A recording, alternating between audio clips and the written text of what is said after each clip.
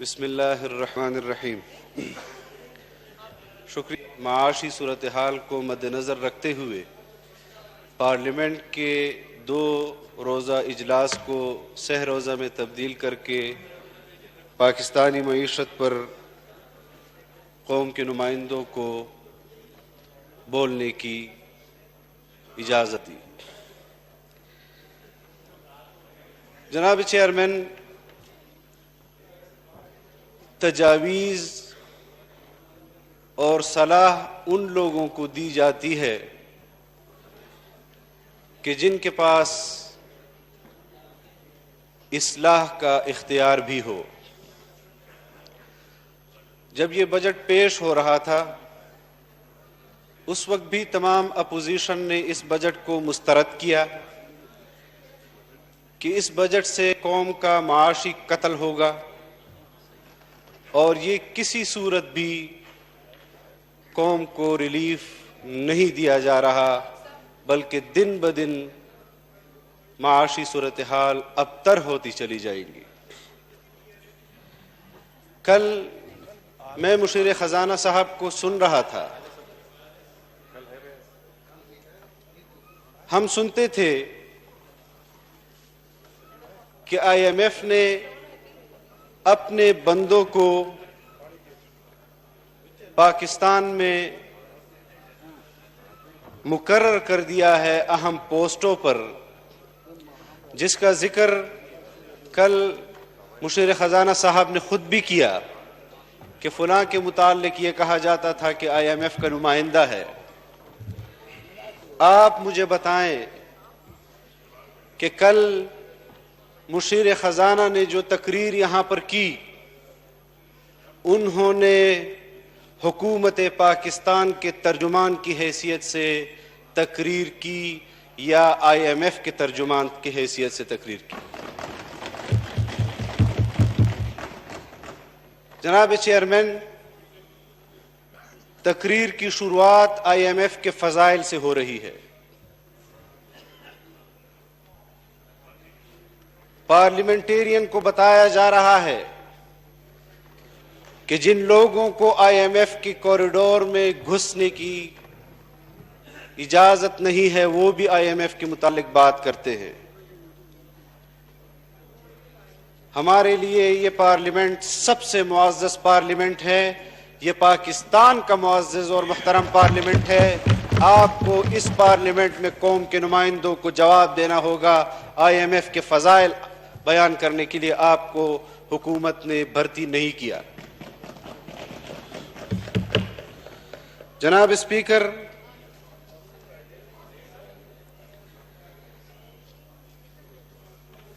مشیر خزانہ کے علاوہ جتنے بھی وزراء نے تقاریر کی، انہوں نے اپنے مشیر خزانہ کی تقریر کی نفی کی ہے۔ 2 دن سے نفی کر رہے ہیں کہ انہوں نے اپنی تقریر میں پاکستان کے اندر شہد کی نہریں بہا دی، دودھ کی نہریں بہا دی، اور ان کے وزراء مسلسل 2 روز سے پیپلز پارٹی اور مسلم لیگ کو برا بھلا کہہ رہے ہیں۔ میں سمجھتا ہوں کہ حقائق کو مد نظر رکھا جائے۔ ہم نے روز اول سے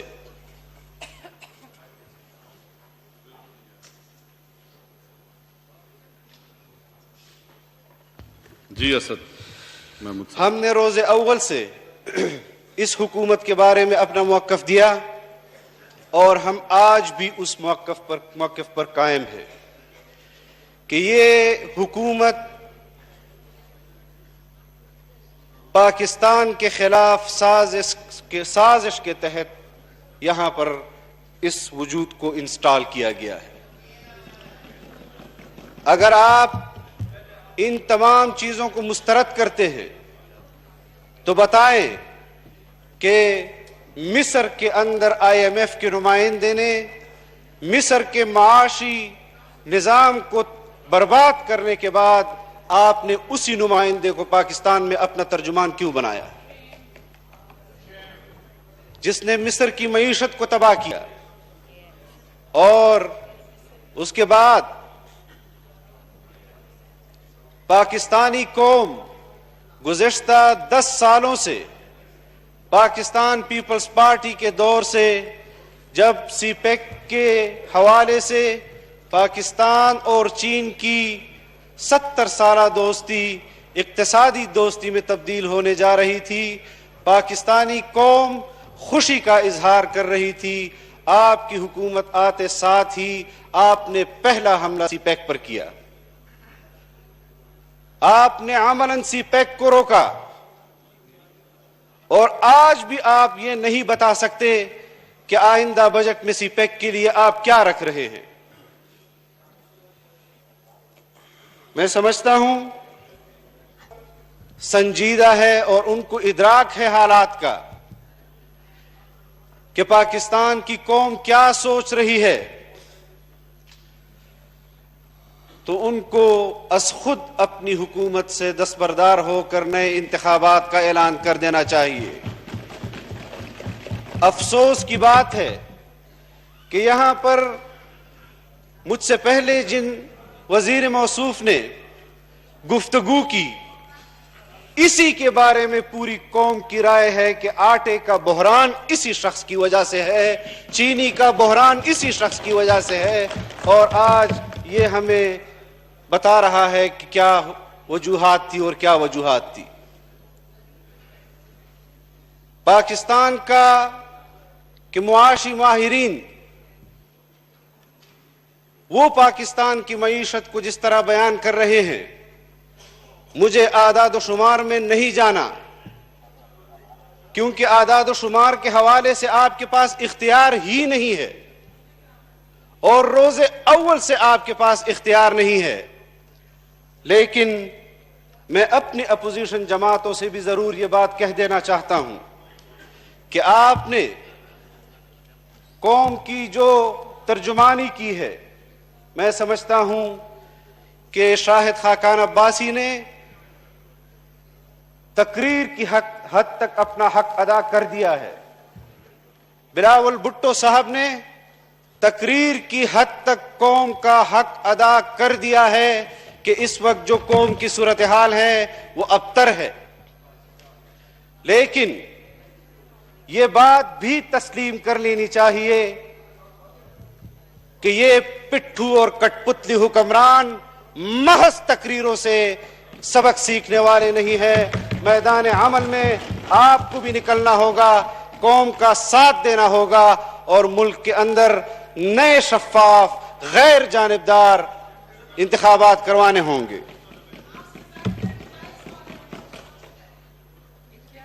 آپس میں بات چیت نہ کریں، اور میری جو ہے آپ سے گزارش ہے کہ آپ جملے نہ کسیں بالکل اسپیچ کے دوران۔ کل وزیر خزانہ نے کہا، مشیر خزانہ نے، کہ پاکستان میں ٹورزم کی انڈسٹری فروغ پائے گی۔ جناب ڈپٹی اسپیکر، میں جس سیشن کے بعد بھی اپنے حلقے میں جاتا ہوں، میرے گھر میں میرے لیے ایک تھریٹ لیٹر پڑا ہوتا ہے کہ آپ اپنے حلقے میں نہیں جا سکتے۔ میری قیادت کو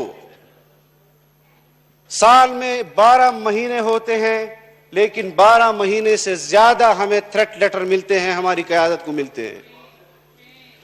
اور میں آپ کو عجیب صورتحال بتا دوں کہ ایسے علاقے کہ جس کے بارے میں ریاست جن لوگوں کے بارے میں کہتی ہے کہ یہ ریاست کے غدار ہیں، ان